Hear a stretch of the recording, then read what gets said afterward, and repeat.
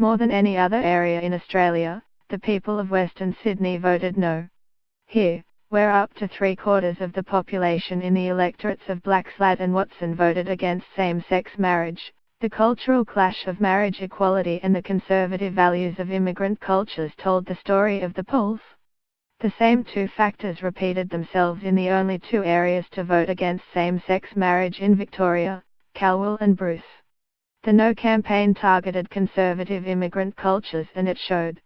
Voters from Lebanese and Chinese backgrounds now outnumber those with Australian parents in these areas. 72% of all people had both parents born overseas.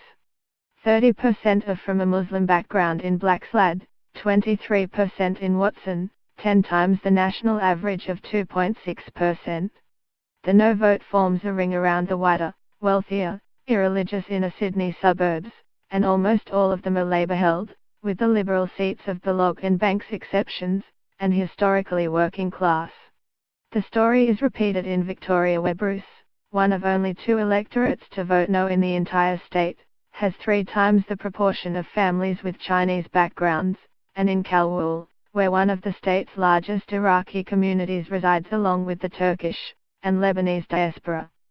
Despite community leaders foreshadowing the electorates will become more socially conservative as more migrants flock to them, not one yes-voting Labor MP that spoke to Fairfax Media from the top 10 no-voting seats in New South Wales or Victoria said they had decided to change their vote. The former president of the Australian Federation of Islamic Councils, Kizar Trad, was pleased at the 75% no vote in Labor frontbencher Jason Clare's electorate of Blackslade, and surprised it was not even higher. That result is heartening, he said. I would have expected more than that. I think the clergy of both Muslim and Christian faiths has done their role and educated our parishioners about the ramifications of a yes vote. It's quite possible that this area was the best informed about the survey. Mr. Trad said the entire survey process was regarded with a deep mistrust by both Islamic and Chinese Christian migrant communities, who believe it had been hijacked by out-of-touch inner-city leaders. He warned local MPs to prepare for a backlash. It is polarizing, he said.